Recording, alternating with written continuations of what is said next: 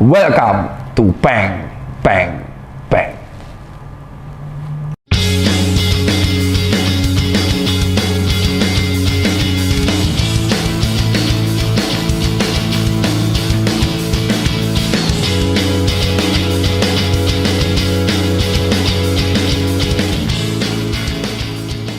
Kembali lagi bersama dengan Peng Peng Peng alias saya Dr. Tirta, dan kita sekarang beda suasana, berada di studio lagi dan ketemu lagi dengan gitar kesayangan.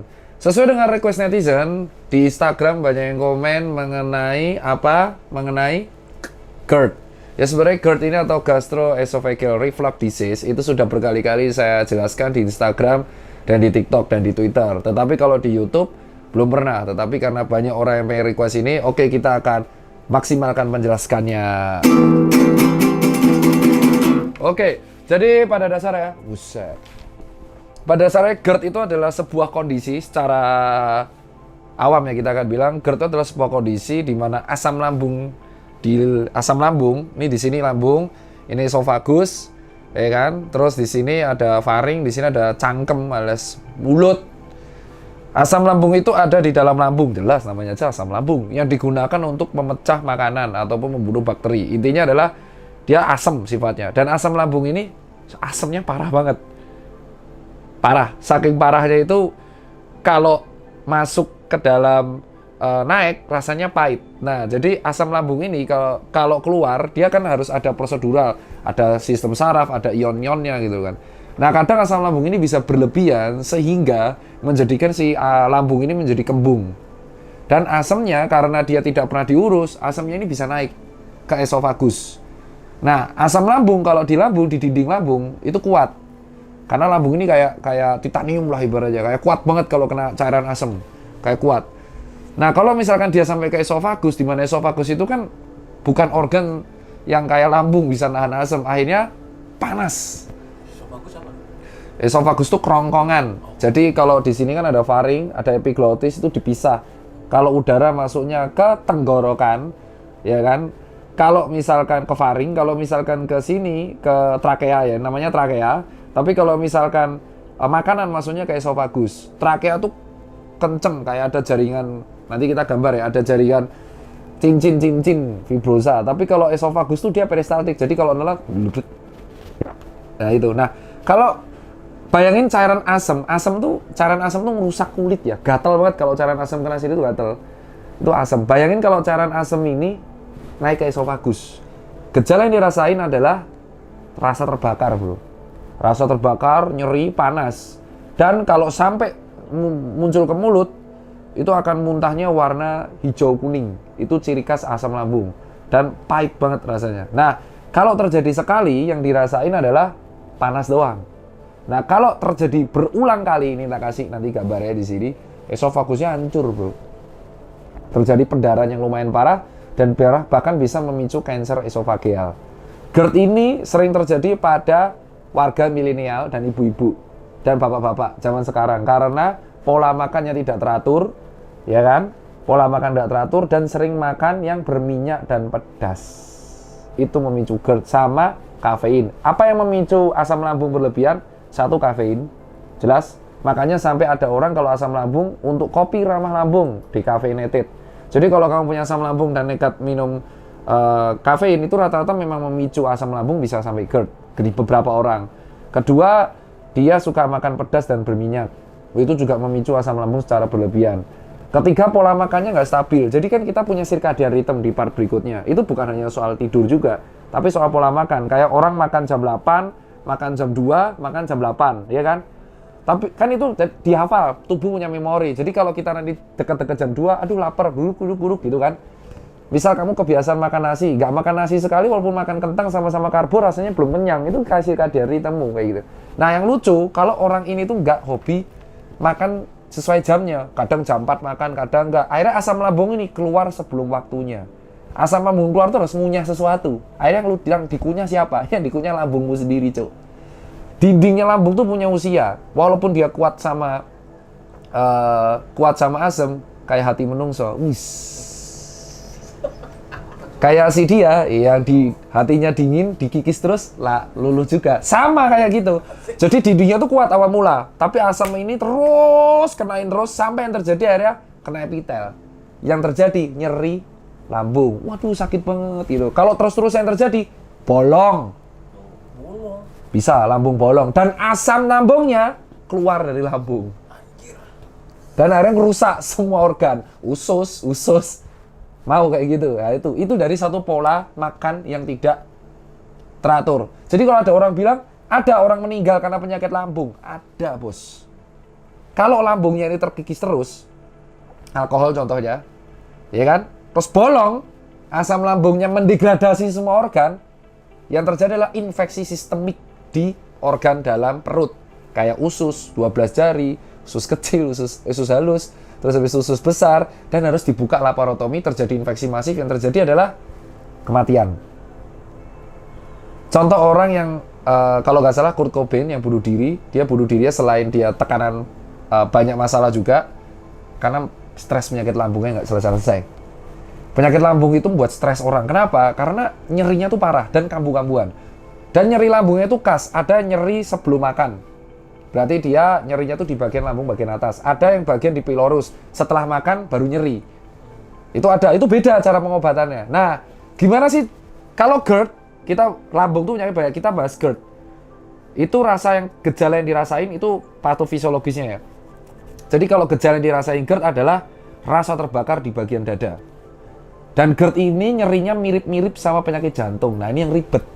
Makanya kalau orang sakit jantung sering dikira GERD, seperti juga GERD rasanya jantung. Kenapa? Karena dia mencederai esofagus, di mana esofagus ini untuk sarafnya itu dicerminkan lewat dada, bahu, punggung kiri. Mirip banget dan keringat dingin gejalanya. Mirip banget sama gejalanya jantung. Bedanya kalau gejala jantung dia sampai sesak napas. Ya sama sih, GERD juga sesak napas. Bedanya kalau jantung itu satu detak jantung langsung naik banget, tidak beraturan. Kalau GERD ini detak jantungnya pasti naik terus karena nyeri. Dan tidak sesak napas. Itu panas banget, Bro. GERD itu bisa sampai kayak bersedak, wah panas banget di sini. Dan tiba-tiba dia bisa muntah. Jadi kalau ada orang mabuk tuh, terus sampai jackpot, itu sebenarnya yang muntah bukan alkohol ya. Yang muntahin asam lambungnya. Kenapa? Karena asam lambungnya tidak kuat menerima alkohol. Lu bayangin alkohol yang masuk ke lambung lu terus-terusan akhirnya membuat epitel lambung lu menjadi terkuras. Makanya kalau orang hobi mabuk, ya kan, rata-rata matinya di usia tua. Kalau nggak kanker hati, sirosis hati, ya lambungnya rusak. Jadi kita udah tahu, oh dia pemabuk, ya paling gitu-gitu doang. Kalau nggak mati kecelakaan. Nah, makanya GERD ini cara pengobatannya adalah tentu karena problemnya adalah asam lambung. Ya kan, problemnya asam lambung. Berarti kita harus ngontrol asam lambungnya. Obat-obatan lambung itu ada banyak. Ada farmakologinya, cara patofisnya si farmako ini bergerak. Yang pertama tentu antasida nggak bisa. Antasida ini hanya cocok untuk dispepsi. Jadi dispepsi itu adalah sebah. Jadi kalau kamu habis makan, kamu kebiasaan makan nggak teratur, asam lambungmu kan banyak, gas semua kan. Terus kamu kasih makan langsung banyak, bread. Ini gas mau ditaruh mana anjing? Bingung kan? Jadi makanya kalau kamu telat makan nih, terus lapar banget, kruyuk dah, gitu. Terus kamu jangan langsung makan banyak. Kamu langsung makan dulu yang lunak untuk supaya asam lambung ini kurang. Baru dikasih makan banyak. Kalau ternyata kamu makan banyak banget, yang terjadi adalah ya asam lambungnya mau keluar lewat mana, langsung gas semua. Makanya bersendawa, bisa jadi sebah perutnya. Atau bededek atau kembung, itu dispepsi. Nah, yang kedua, kalau si asam lambung ini nggak bisa pakai antasida. Untuk yang GERD disarankan udah memakainya yang sukralfat, itu yang sirup, yang suspensi, jadi yang pakai sirup warna putih itu 2 kali 3 kali sehari.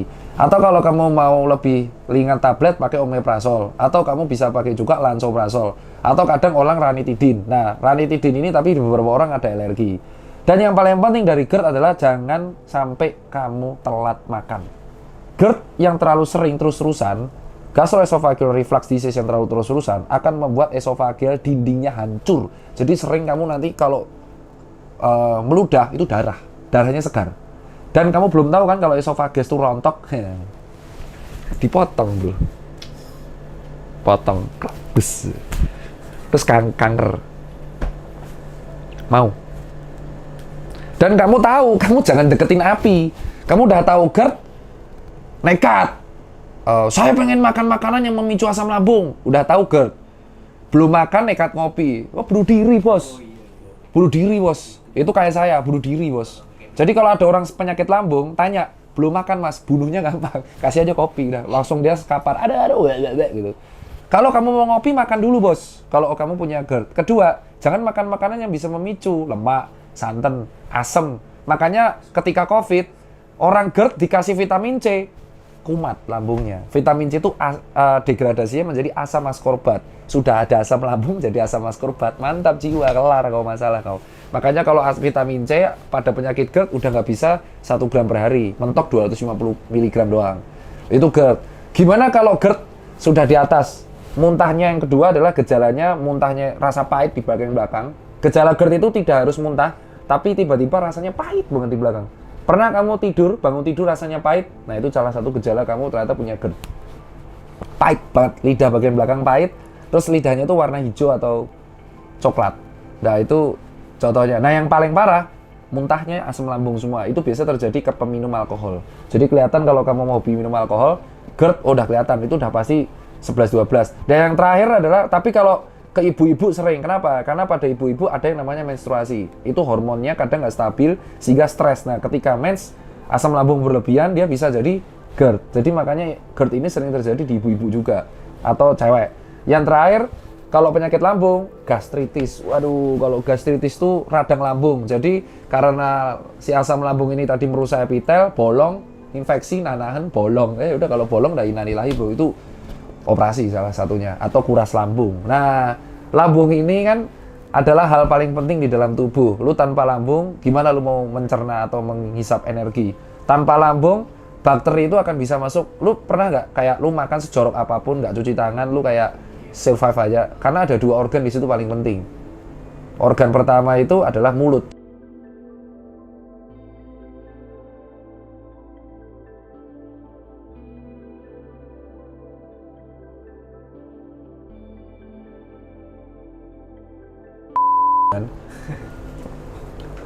Nah itu, dan ingat ketika kamu muda, lambung tuh kuat. Kamu mau masukin alkohol, kamu mau masukin pedes-pedesan nggak apa-apa. Tapi begitu kamu usia 40, semua itu akan berubah. Semua itu akan berubah. Apa yang lu tanam selama umur 0 sampai 39, berjuta-juta makanan yang lu masukin ke lambung, lu akan panen di usia 40. Dari tersiksanya di usia 50. Udah penyakit lambung, kolesterol naik, diabetes naik, itu semua penyakit mahal. Jadi, itu buat kalian yang GERD. Dan GERD ini mirip banget sama penyakit jantung. So, kalau ada penyakit GERD, lebih baik kalau ragu bawa ke IGD. Jangan sampai salah obat. Misalkan kamu penyakit jantung malah kasih obat lambung. Penyakit lambung malah kasih obat jantung. Karena itu berseberangan semua untuk sarafnya. Kedua, selalu konsultasikan dengan dokter atau dokter penyakit dalam atau dokter umum atau digesti bedah. Jadi, jangan sampai kamu mengobati diri sendiri. Kayak minum antasida, nggak ngaruh bro. Tanya dong. Gimana? Itu apakah sama halnya dengan angin duduk?